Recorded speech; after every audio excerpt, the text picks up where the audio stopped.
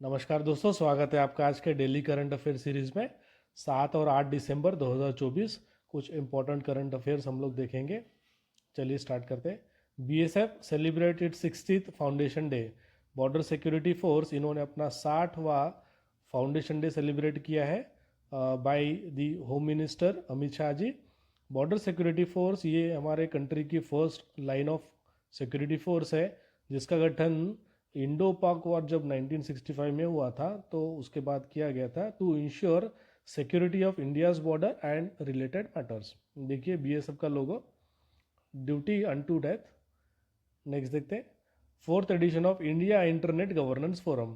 India internet governance forum इसका 4th addition जो है वो इनॉग्रेट किया जाएगा न्यू दिल्ली में by minister of state for electronics and information technology Jitin Prasada. ये जो इवेंट है ये फोकस करेगा डिजिटल डिवाइड इसको ब्रीच करने के लिए, enhancing trust and safety in online environment and leveraging advance technologies for nation building. ये जो फोरम है इस साल का जो एडिशन है इसका थीम जो है innovating internet governance for India. Next देखते हैं। Tri services meeting in northern command headquarters. जो हमारी ट्राई सर्विसेज है, Indian army, Indian air force and Indian navy, इनके जो नॉर्दर्न कमांड हेडक्वार्टर्स है वो उनका ट्राई सर्विसेज का जो है मीटिंग हुआ है। कहाँ पे? तो उधमपुर में, to review the operational preparedness. देखिए आर्मी चीफ जनरल जो है वो उपेंद्र द्विवेदी जी हैं, और chief of Indian air force air chief marshal Amarpreet Singh, chief of naval staff admiral Dinesh K Tripathi ji हैं। नेक्स्ट देखते हैं। India sends 2200 metric tons of rice to Myanmar as a part of humanitarian assistance. देखिए India ने 2200 मेट्रिक टन ऑफ जो rice है वो भेजा है म्यांमार को as a humanitarian assistance. India की जो पॉलिसी है, एक्ट ईस्ट पॉलिसी और नेबरहुड फर्स्ट पॉलिसी, उसके तहत जो है इंडिया ने म्यांमार को ये असिस्टेंस प्रोवाइड किया है। बिकॉज इन जो म्यांमार है वो अभी लैंड माइन कैजुअलिटीज से लड़ रहा है। So Myanmar has become world's deadliest country for the land mine casualties. देखिए म्यांमार आपको मैप में दिख रहा है। नेक्स्ट देखते हैं। India will be among top 10 maritime nations of the world by 2047। हमारे जो minister of port, shipping and waterways है, सबर नंदा सोनोवाल जी, इन्होंने कहा है कि जो इंडिया है वो टॉप 10 मैरीटाइम नेशंस में रहेगा बाय 2047। बिकॉज हमारा जो कार्गो हैंडलिंग कैपेसिटी है वो तेज़ी से बढ़ रहा है, हमारे पोर्ट्स बढ़ रहे हैं और हमारी जो ship building and repair ecosystem है वो रोबस्ट है। सो करंटली हमारे इंडिया में 13 मेजर पोर्ट्स हैं और 217 नॉन मेजर पोर्ट्स हैं। नेक्स्ट देखते हैं।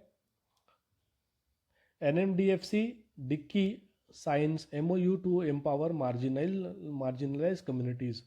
जो national minorities development and finance corporation है ने उन्होंने Dalit Indian chamber of commerce and industries के साथ MOU साइन किया है to empower the marginalize communities through entrepreneurship. So इसके अंडर में फिनेंशियल असिस्टेंस विल बी दिया जाएगा to the people belonging to minorities and marginalized communities. Next देखते हैं। UPI enabled significant expansion of credit among underserved borrowers. So एक study हुआ है open banking and digital payments implications for credit access.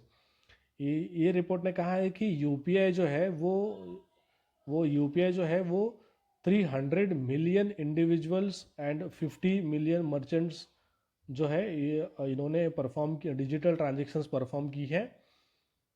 Last year जो अक्टूबर है, अक्टूबर तक जो है 75% जो है जितने भी डिजिटल ट्रांजेक्शन्स हुए उसमें से 75% ट्रांजेक्शन जो है वो UPI के द्वारा हुए हैं। सो UPI जो है उन्होंने UPI ने हमारे कंट्री के जो फिनेंशियल एक्सेस है उसको ट्रांसफॉर्म किया है। So it was launched in 2016। Next देखते हैं। IIT Jammu set to host grand finale of smart India hackathon 2024 software addition.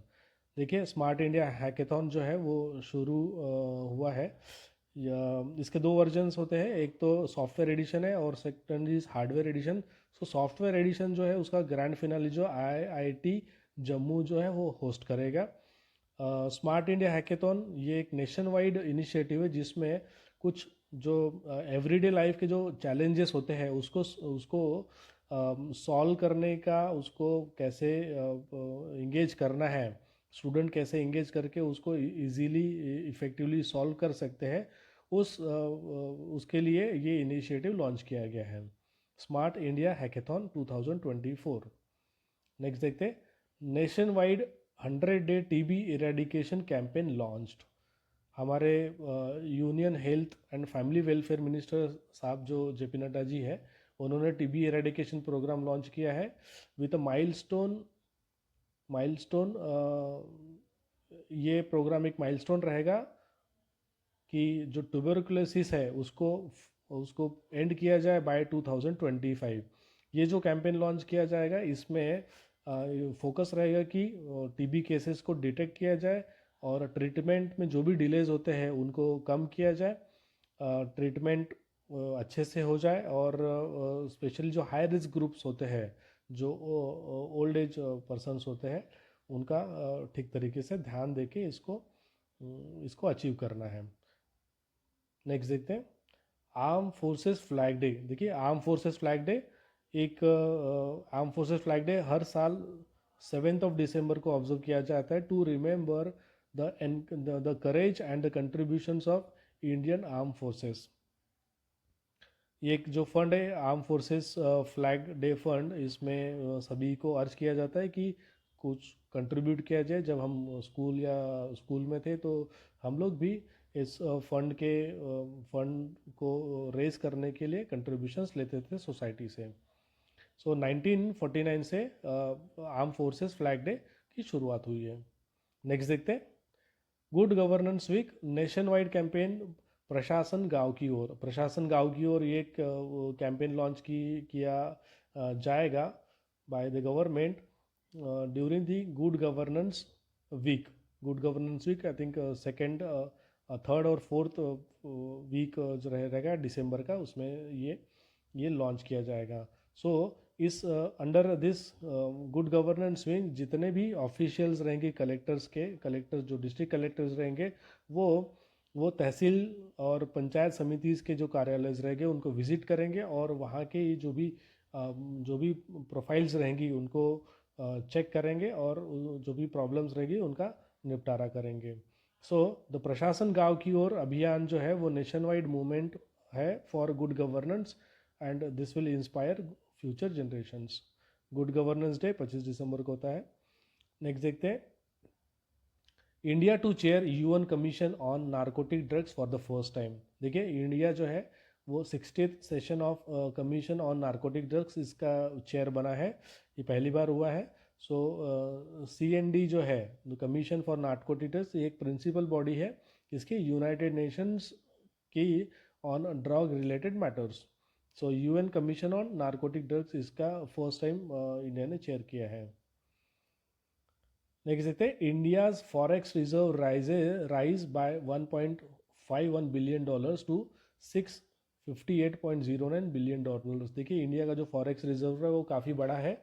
So it reach to $658.09 billion. Forex reserve काफ़ी हमको ज़रूरी होता है क्योंकि कुछ भी अगर अनडू वॉलेटिलिटीज अगर होती है तो उसको मिटिगेट करने के लिए या मार्केट में कुछ फ्लक्चुएशंस होती है तो उसका कॉन्फिडेंस मेंटेन करने के लिए फाइनेंशियल स्टेबिलिटी होनी चाहिए, इसलिए फॉरेक्स रिजर्व हम लोग हमेशा बढ़ा के रखते हैं। सो फॉरेक्स रिजर्व हमको जितना भी फॉरेक्स रिजर्व बढ़ना चाहिए हम लोग कोशिश करते हैं कि वो बढ़े। सो इंडिया का फॉरेक्स रिजर्व है $658.09 बिलियन, अभी टच हुआ है। So that's all for the day.